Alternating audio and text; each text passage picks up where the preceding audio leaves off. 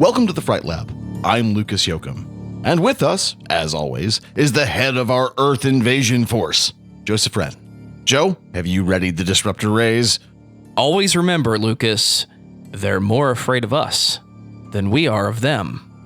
Do you mean the gruesome people? Is that who you mean? Indeed, I mean welcome this evening, all of you gruesome people, or this morning, this afternoon, whenever you choose to listen to the Fright Lab, we appreciate you. If this is your first episode, if this is your last episode, I hope to God it's not your last episode, because this is going to be a little bit lighter.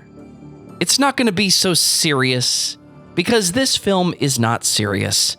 But I do believe Lucas has some very disapproving things to say. Indeed. Though you may not agree, I encourage you to hear him out.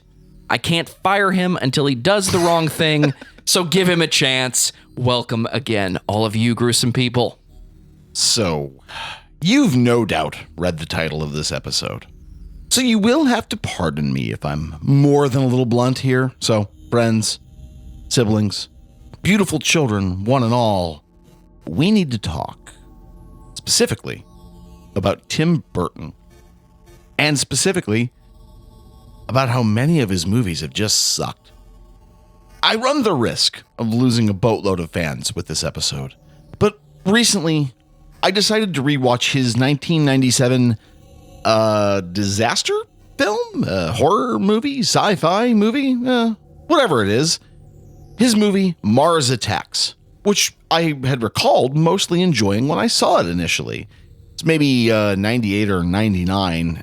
Back then, I didn't have gray in my beard. I actually didn't even have a beard back then. And there was no such thing as a streaming service.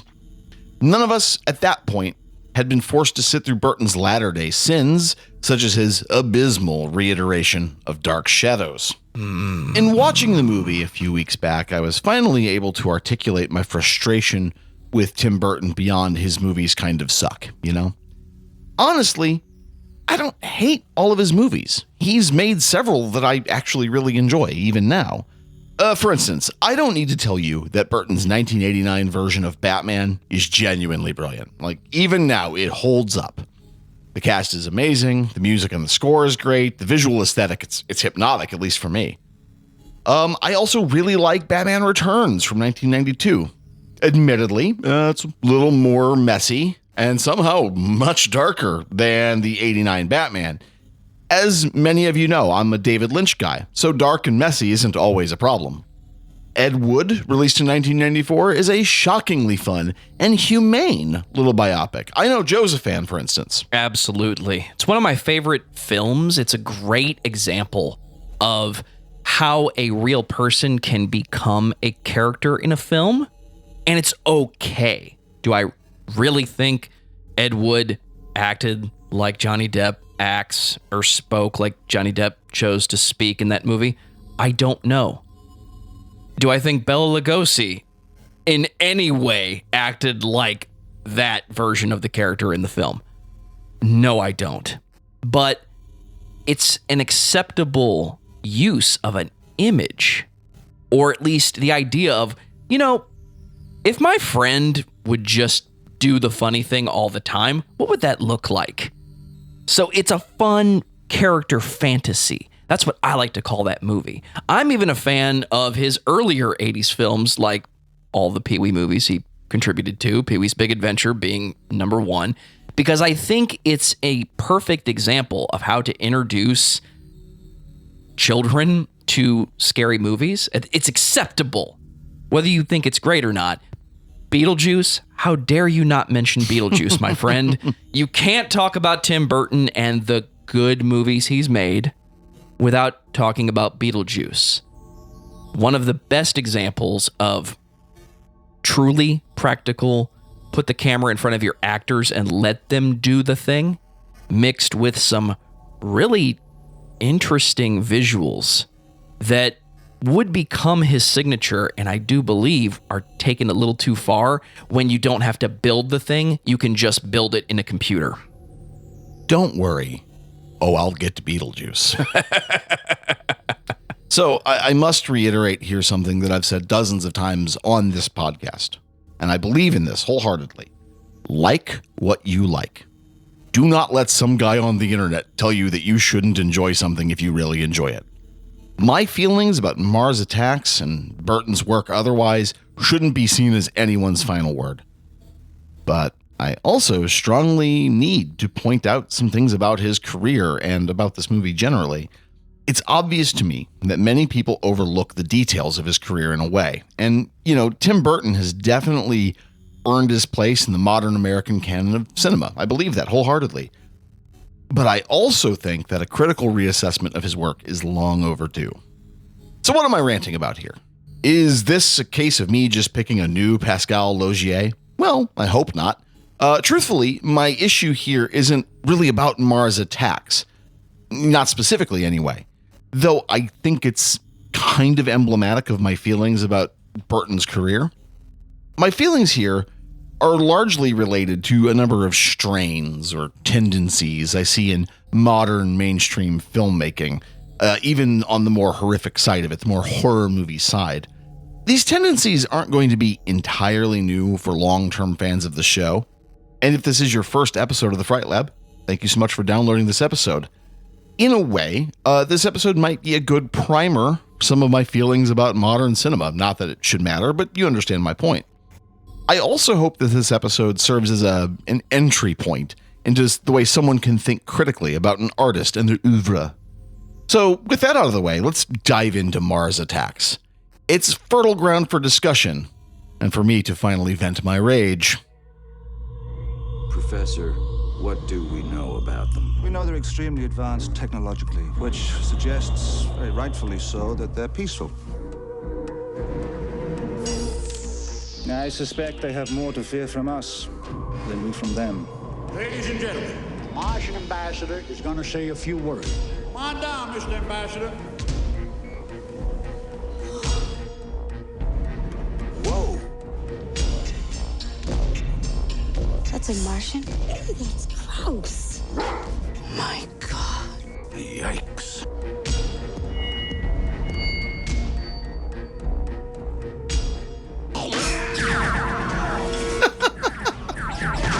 It never gets old. Hey, we all make mistakes, Mr. President. This could be a cultural misunderstanding. Mr. President, they have a planet surrounded with thousands of warships. What do you think, Marcia? Kick the crud out of them.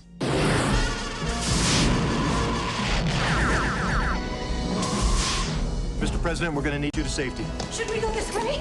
Sorry, ma'am. There's a tour going through here.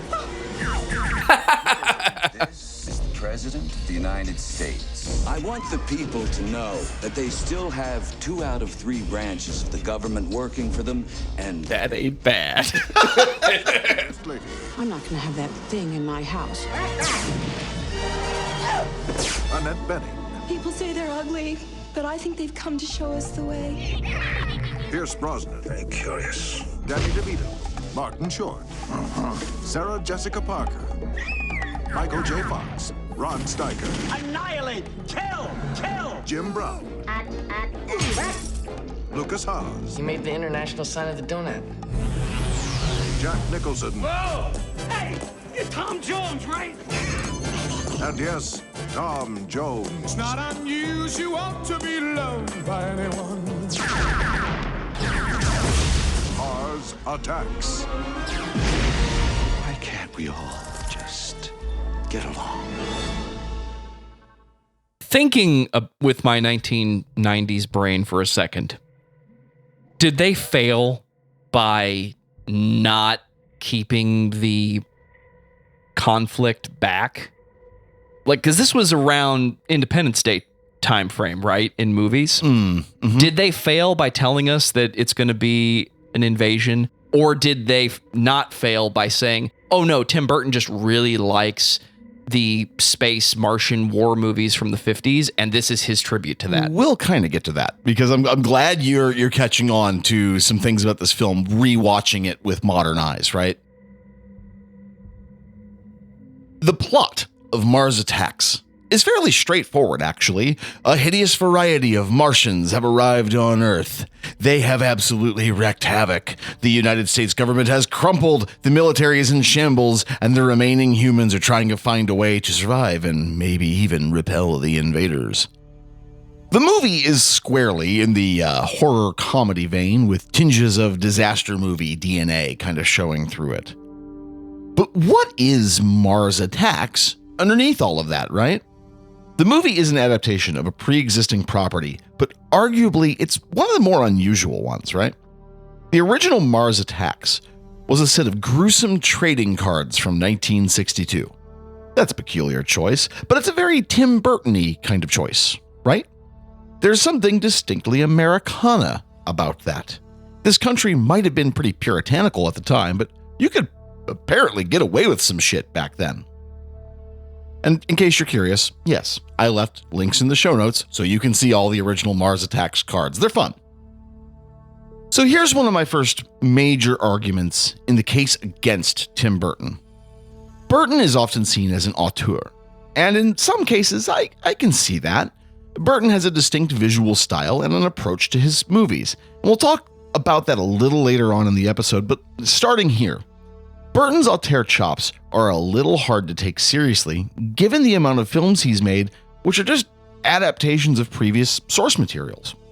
Fans of the show who listened to the previous episode about Miike's audition will know that Miike is not afraid to adapt material from books or other sources for his films. And I don't have an issue with that necessarily. But it's hard for me to take the claim that Burton is an auteur when a lot of more modern output of these adaptations, remakes, and reiterations, so on, are happening now. You can argue that if Miike is an auteur, can you call Burton that? I struggle to, personally. And just so it's said again, I don't hate everything Tim Burton ever released, and there are plenty of movies in his canon that I enjoyed. Sleepy Hollow, Big Fish, yes, even Mars Attacks. These are movies I enjoy. But I can't look at his creative output and think he's as important of a director when you take it in that context. Moreover, I am not convinced that he's even necessary as a director anymore. Do you know what I mean? Gotta disagree with you there. I think a lot of the modern weirdness exists because he was allowed to be weird and he was allowed to be different. You said you're going to talk about Beetlejuice. You'll get to it. Let's talk about it. Is there a film that you can point to and say, here's where it gets weird?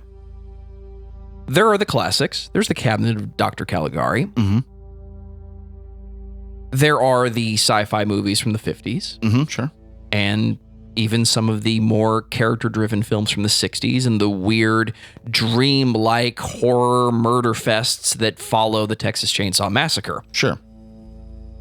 A movie like Beetlejuice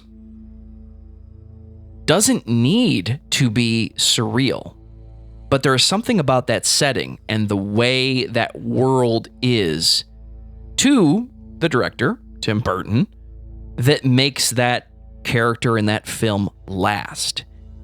You could do the entirety of Beetlejuice in a house without any of the surreal imagery. I don't know that we would enjoy that. Even with the same cast of characters, I don't think we would enjoy that. But because we get this view, or at least this vision of the other side of existence, it lets you embrace the absurdity of the situation somewhat. And I don't think that we would be where we are today if you didn't have Tim Burton doing some of that weird shit, even with what he did in Pee-wee's Big Adventure. Like, just allowing some of that weirdness to happen, I don't think we'd be in the same place. You know, here again, I'll get to Beetlejuice and kind of everything thereafter. Let me kind of push forward, and we'll get to this in a bit, because you don't realize it, but you're building my case, actually. Okay, so the next thing about Mars Attacks, it did pretty poorly in the theater, and that doesn't mean anything on its face, right? There are many good films that didn't succeed upon release. Films can either build a cult following or, really picked up a fan base after it was released to a streaming audience. You get the idea. It also doesn't help that Mars Attacks was released in a similar time period to Independence Day. A movie like Citizen Kane would have had a hard time against Independence Day when it was released, right? Agreed. And so, yeah, Mars Attacks is not really talked about very much these days. Why not? The special effects, yeah, they're a little dated now, but they're fun. They're still entertaining. And we need to talk about the cast of this movie for a second. How many movies can you think of that have this caliber of actors on board? Hang around. Annette Bening, Sarah Jessica Parker, Jack Black, Glenn Close, Pierce Brosnan, Michael J. Fox, Pam Grier, Jim Brown, Tom Jones, Danny DeVito, Natalie Portman, and Jack fucking Nicholson in 2 roles. That is a stacked cast, especially for that time period. It is absolutely just loaded with stars. The cast of this film really matches the madcap energy of the whole premise of the film, and in a really good way. All of them put on a hilarious show. Why isn't anyone talking about the movie based on this cast alone? Mars Attacks is a lot of fun, but it is ultimately a niche film. So I can sort of understand how this isn't as big as like Beetlejuice. But the mention of Beetlejuice brings me to my next point. And it's on this point that I think I'm going to lose some followers. Let's talk about the cast and what a cast like this means in 1997. Are you a fan of It's a Mad World? Not really. I don't love it as much as I've heard it praised, but I've watched it. And I think where it succeeds and where it truly is an amazing film is not in its execution. It's the variety picture of its time. We have some of the biggest names in the history of comedy up to that point, and they're all in one place, and we're going to let them all do their fucking thing, and we're going to give them all their scenes, and what happens, happens. That's something that you appreciate if you have spent 30 or 40 years watching those people make movies. I think this is a similar thing, but you don't get all of the names that you get in this movie if you're not a really good friend with Tim Burton, or you find out that Tim Burton is wanting to do a tribute to the 50s sci-fi War of the Worlds movies, and you have to be a part of that because, oh, I grew up watching those movies. Absolutely, I want to do that. You're doing what? Oh, I remember that. I remember those cards that you talked about, Lucas. I went in on that. Let's do that. But like all Tim Burton things, I also think he is mocking the commercialism in the media in those situations, right? He took that War of the Worlds concept and modernized it. Now it's not just the radio where if you turn it on at the wrong time, you think it's really happening. Now it's, no, we all just sat here and talked about it instead of doing something about it. You know, when I look at the cast of this movie, so just 2 names right off the top, Natalie Portman and Jack Black.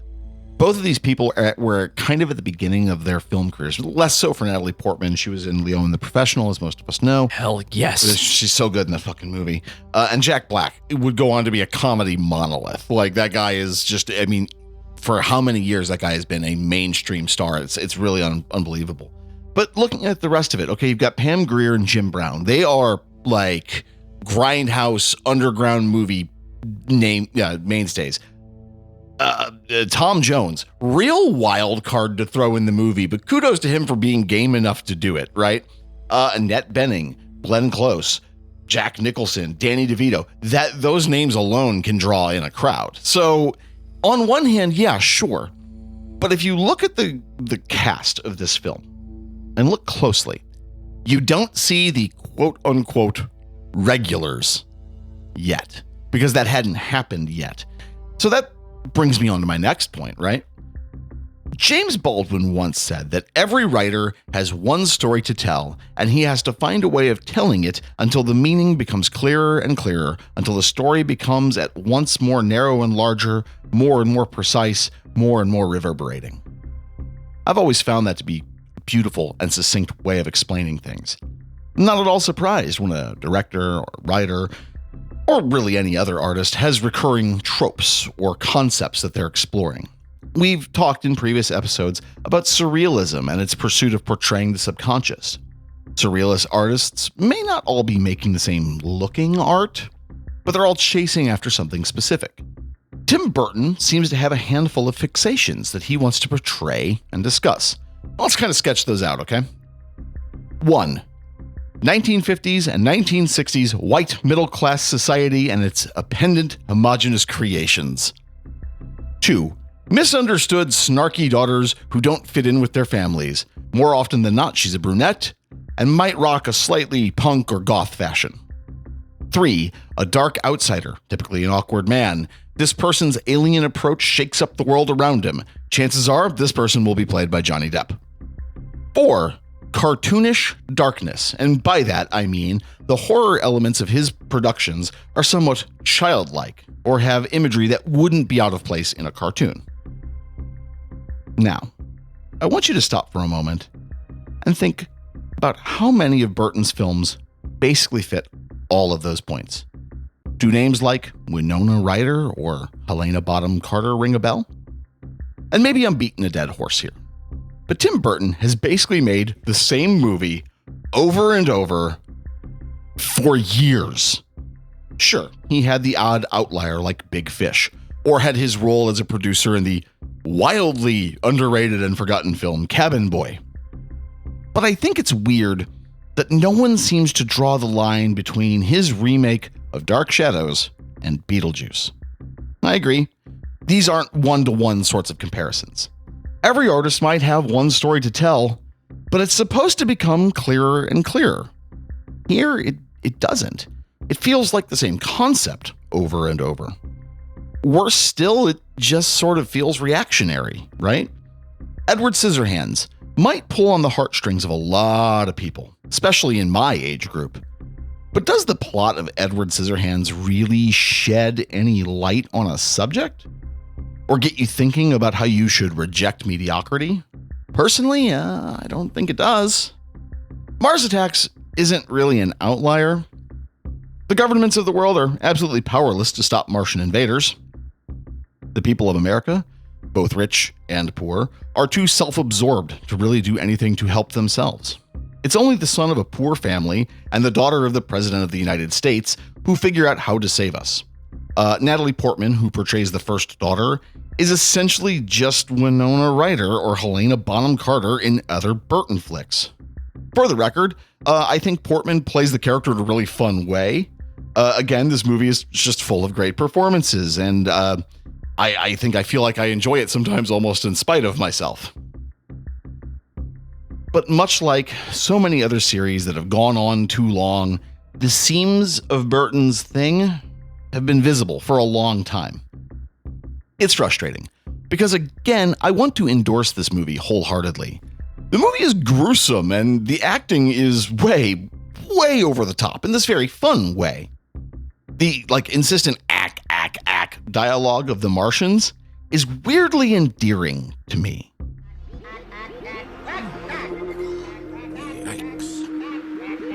So, the score of the movie, it's decent, it's fun, it's spooky, and you can put Pam Grier in damn near anything and I will check it out. I get how this movie is something of a mainstream failure and has a cult following. It's that sort of movie.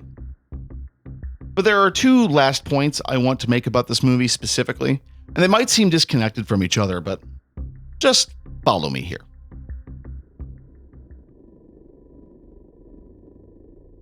There's a couple of jarring things that occur in this movie. I like both of them as part of a film, but they're highly indicative of a trend I see in Burton's work.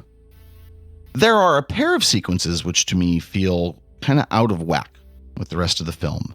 The Martian girl sequence, quote unquote, and the Byron Williams subplot. Which means, spoilers ahead. Joe from the future, will you let our audience know where to skip ahead to avoid any spoiling? The next section of the Fright Lab contains spoilers for the film Mars Attacks and some discussions about Tim Burton tropes. Skip ahead to 29 minutes and 43 seconds if you'd like to be surprised. In this film, Jim Brown plays Byron Williams, a former championship boxer whose career has hit the skids. He's also recently free from prison and is trying to get back on his feet, as well as to reunite with his wife and kids. He ends up wrapped up in trying to save a number of Las Vegas visitors, as well as the legendary performer Tom fucking Jones, from invading Martians. It might be my favorite part of the entire movie. It's visually just a blast. The action is pretty rapid and direct. The comedy in these sequences is especially sharp for a Tim Burton movie. It's hard not to love, right? But can we all just talk candidly for a second here? This sequence introduces a bunch of characters way too late in the film for you to get invested in them. The action and the comedy is a sharp 180 turn from the rest of the movie. It's a shame because I want a full-length movie surrounding these characters, or a sequel, or something. Despite my love for this part of the movie, part of it feels a little lazy for a creator with as much experience as Tim Burton. And whether or not I love this sequence, it's just kind of a baffling creative decision. And then, the Martian Girl sequence. Again, another sequence I really, really enjoyed. It's visually really cool, and the plot of it is so bizarre that it's just funny. But this is a real Fright Lab under the hood sort of an issue. The so-called Martian Girl was played by a model and an actress who goes by the stage name Lisa Marie. Not to be confused, by the way, with Lisa Marie Presley. I have made that mistake before. Anyway, the actress Lisa Marie was Tim Burton's girlfriend at the time. And as much fun as the sequence is, it feels kind of tacked on plot-wise. I can't prove this, but it feels like it was written by the director for his girlfriend. It's fun, but the plot point it resolves could have been more easily explained by something else in the plot. Now, remember how I mentioned Helena Bonham Carter? Well, that's Tim Burton's ex-wife. Both Lisa Marie and Bonham Carter are both amazing on-screen talents without any of Burton's intervention, right? We're all aware of the artistic stereotype of the moody artist with the unstable relationship. But most moody artists aren't making movies with the same damned plot beats since the 1980s, you know? And always finding some way to include his romantic partner is a bit too much. I know that seems like a reach, but it just seems indicative of a creator and their personal issues, not merely an artist pursuing a singular point. I've gone back and forth on that idea many times, and where I am today, it's like Adam Sandler. Has Adam Sandler been making the same damn movie for 30 years? Yes. Do some of them hit well enough to go back and rewatch them? Yes. Some of them are, in fact, hilarious, even though they are the same movie. There is nothing unique about The Wedding Singer for Adam Sandler, but it's an amazing piece of comedy, and it's a very well-intended and a good-hearted film because it's supposed to make you feel good. At the end of the day, Adam Sandler makes movies that are supposed to make you feel good, but they're all the same damn movie. So why are the new films that are only getting released on Netflix less? I think there's only so much you can do with that one point of view. With Tim Burton, is that his art fantasy? Is that how he sees himself? The way he portrays Edward Scissorhands visually, right? That's supposed to be him, right?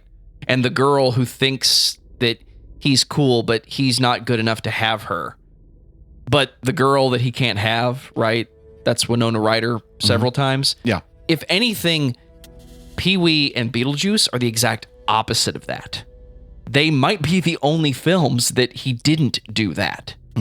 But everything else, there's a version of that. That's okay, because I think that's a core to his artistic view and vision. And yeah, it gets old if you only focus on it, but we're not supposed to only focus on that. We're supposed to focus on the movie and what makes the movie unique and interesting. You know, I know it seems like I have nothing but antagonism towards Tim Burton's work. You know, I did spend like 2,000 words of a script shredding the weaknesses of movies like Mars Attacks and, Burton's filmography broadly. Deep down, I think I'm just disappointed by Burton's creative output. I know a lot of people have like warm, fuzzy feelings about The Nightmare Before Christmas, but I gotta level with you. That's not the sort of spooky Christmas I can get behind, damn it. I find that movie to be exhausting at best. Stuff like Mars Attacks really does a lot for me, I'll admit. Those of you who follow the show know I have a thing for folk horror, and Sleepy Hollow gets that aesthetic down pat. I love it. And I do not need to tell you, again, how good Batman and Batman Returns are. They're a dark, ugly treat. But the repetition in his movies, the sometimes lazy storytelling, and what I find to be kind of shitty behavior personally offset, what else can I say? I want to separate the art from the artist in most cases, but Tim Burton is just too fucking annoying for me to overlook. You brought up the point that the way Edward Scissorhands is portrayed, that's clearly Tim Burton, right? And I agree wholeheartedly. But I am fairly convinced that most of the protagonists in his film is how Tim Burton views himself. I think, and on one hand, most directors and artists. You're right. And on one hand, I think that's sort of unavoidable. They always say, write about what you know. But at what point does it stop being self-exploration and become self-aggrandizement? There's a part of me that thinks you can only be the kooky weirdo for so long before you need to develop a real skill or get the fuck out. And I think that when you look at his output, even all the way back, a lot of it just looks the same over and over again. There's a lot of similar aesthetics through all of his film. Again, consistency across an artistic oeuvre is not really that weird. Plenty of directors do it, but very few directors do it in such a kind of admittedly like callous way. And in a way that just kind of feels, a little masturbatory, if I'm honest. And at the end of the day, you like this movie. I like this movie. Yeah. It's a movie that either through VHS or maybe syndication with television that grew into what it was supposed to be. It's supposed to be a popcorn movie that you have fun with. Yeah. Maybe the problem with the Tim Burton movie is the budget. Maybe the problem is when he got big to the point where he could spend more money and make the visuals more intense. That broke it. It stopped being practical at that point, and that could be what it is. You mentioned anything with Pam Grier in it, you're going to watch. Same could be said for me and Helena Bonham Carter. I love Sweeney Todd. Yeah. I love what Burton did with that stage play. And I think it worked. I don't know anybody else who could have done it in a film and given it that dark view. But I don't think it needed the Burton touch. Yeah. I think it was already dark enough as a play. Yeah. But it worked as a Tim Burton movie because he could add that visual aesthetic. There are pieces of that movie that are bigger on screen than they need to be. I want to see Tim Burton do Sweeney Todd the way he did Beetlejuice or the way he did Ed Wood, where it's all in the camera and not about the big pull-out shot where Helena Bonham Carter is walking down the stairs and we're showing it from a perspective that's impossible. Mm-hmm. I think that would be more interesting. But then we get to Dark Shadows. Ugh. I didn't enjoy Dark Shadows. I thought Dark Shadows was a very lazy attempt at let's try to let Johnny just be weird. And I think one of the greatest quotes, I don't know if it's a quote, but it's a story Kevin Smith said about asking Johnny Depp to be in his film Tusk. He said yes, because nobody asks me to do weird shit anymore. You are literally the poster boy for the modern Tim Burton movie, and nobody asks you to do weird shit anymore? Add that to your list of justifications for what you're saying. Maybe Tim Burton's not weird anymore. He's got to make the Hollywood Tim Burton movie. Well, I'm glad you said that, because you're kind of hitting on something that I've been trying to articulate for a while about Tim Burton, is that, and it's something that I see also, I have to kind of like put a pin in this for a second. It's something that I see in a lot of movies, is that you cannot intentionally set out to create a cult film. You can't. I see a lot of Sharknado, it was designed to be intentionally ridiculous and to intentionally become a cult following. Well, the thing of it is, a movie like Ms. 45 has a cult following because it is a genuinely fucking upsetting, weird movie that didn't receive a lot of mainstream attention and is really dark. Of course it's got a cult following. It developed organically. But in our current era, I see a lot of people trying to develop a cult following behind a thing, not realizing that, as I've quoted John Waters before, in order to have bad taste, one must have very good taste. And I have seen the documentary, The Death of the Life and Death of Superman or whatever, the documentary I'm talking about. I have it written down here somewhere. Give me a second. The Death of Superman Lives. That's the name of the documentary, where Tim Burton somehow fucked up a Superman movie. You can't do some of the things I think he was trying to do and not have it go completely haywire. And part of me thinks he was trying to do the Tim Burton thing. Like you said, well, no one lets me do weird shit anymore. Well, that's all Tim Burton's done. But the problem is it is no longer weird. The shtick got old decades back, and he's now just chasing the dragon on that. He's just chasing after a high that's never going to happen ever again. That's what I meant when I said earlier, is Tim Burton even necessary anymore? Maybe a better way of putting it would have been, is Tim Burton relevant anymore? And for me, the short answer is not just no, but no, and it's been that way for a long time, and no one wants to admit it. Again, I think there's a fuzzy sort of nostalgia people have for movies like The Nightmare Before Christmas, but I think when you get down to it, Jack Skellington is Tim Burton. That's the character he created. And we're lesser for it because there's a neat premise underneath all the technical wizardry and absolute nonsense of the plot. So yeah, I've spent something like 3,000 words bloviating here. Joe, I want to give you the rare condition of the last word on the 45 minutes I just spent ranting about nonsense. I want to say that it's easy to criticize a director, an artist, anyone with an idea. But I think that you fundamentally lose your own argument when you end it with, and I like this movie. Because even a bad movie that you like succeeds in being enjoyed. So it's not like we're talking about the most recent Tim Burton film. I don't even know what the most recent Tim Burton film is. Yeah. That doesn't mean he's not relevant. It means he has had an impact and the industry has shifted because of what he's done. If anything, my dream modern Tim Burton film is put the budget guardrails back on and just make your movie instead of it being part of the Hollywood production machine. You're arguing that having confines around an art or an artist actually gives it a lot of freedom. I think so, because then it's how do they portray what they're seeing in their head, not how much money did the studio give me and how far can I take it. Don't get me wrong. I don't know that Tim Burton has ever failed to get what he wants after Pee-wee's Big Adventure and Beetlejuice, and especially after the line in the sand that is Batman 89. I don't think there's ever been a no, Tim, you can't. But I think he's succeeded many times over, and he'll never agree.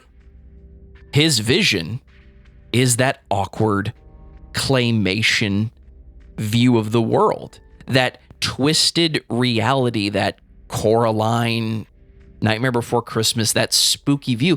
That's the Tim Burton thing. So what more does he need to do, or what other stories does he want to tell me with that weird view of reality? Because it is just that. This film is just him doing something fun with something that he likes. And maybe I'm totally wrong. Maybe this was a studio shill fest and you're going to put Jack Nicholson in this and Michael J. Fox. I don't think you're going to get the cast, and I don't think you're going to get the performances if this is a serious film. And I think you would agree, every Tim Burton film is supposed to be serious. That's part of the shtick. This movie's not serious. This is definitely a to-be-continued conversation. It is outside of the scope of this episode, I'm afraid. But no, I think those are all very valid points. So, with that, my dear audience, brothers, sisters, siblings, one and all, what do you think? Am I off base here? Is Burton a hack, a misunderstood genius, a misunderstood hack, or something else entirely? Let us know. Reach out to us at thefrightlabpodcast@gmail.com. We're also on Instagram, posting under fright_lab_pod, and on Letterboxd as Fright Lab Pod, all one word. We're also getting our Discord more up and running and more well stocked. Joe, will you let our beautiful fans know where they can contact us on Discord? And also, do me a favor, let them know where else they might find your other work. You know the links will be in the show notes for all of these avenues of communication, but I want you to take some extra time at discord.frightlabpodcast.com. That is where this conversation is continuing, and that is where I want you to be, dear listener. If this is your first time listening to this podcast, thank you for taking the last 45 minutes, an hour. I don't look at the clock while we're talking. That's not the point. If this isn't your first time listening to the show, thank you for being one of our listeners, and thank you for your conversations, because that's what we're here for. We want to talk about horror movies. We don't just want to talk about horror movies and be heard. Join us on the Discord server. There's links in the show notes, discord.frightlabpodcast.com. If you want to send us an email, thefrightlabpodcast@gmail.com. You heard Lucas say it. We're on Instagram. We are on Letterboxd. What I need you to do right now, take out your phone, scroll to the left, scroll to the right, find the place where you can give us the thumbs up and leave comments, and let us know how we're doing with these episodes. Let everyone else know how you feel about these episodes. If you're a fan of all things heavy metal, you need to be listening to all the podcasts we are creating at discussmetal.com. We talk about your favorite bands, my favorite bands, heavy metal topics. I've been hanging with AJ and John over at the Nerf Herder Council, talking about Star Trek, Star Wars, Indiana Jones, and everything else in between. Those guys really do have what it is to have on all things nerdy. Lucas, tell everyone how much we appreciate independent artists and independent media. If you like the DIY spirit when it comes to art, podcasts are one of the places to be. But there's more than that.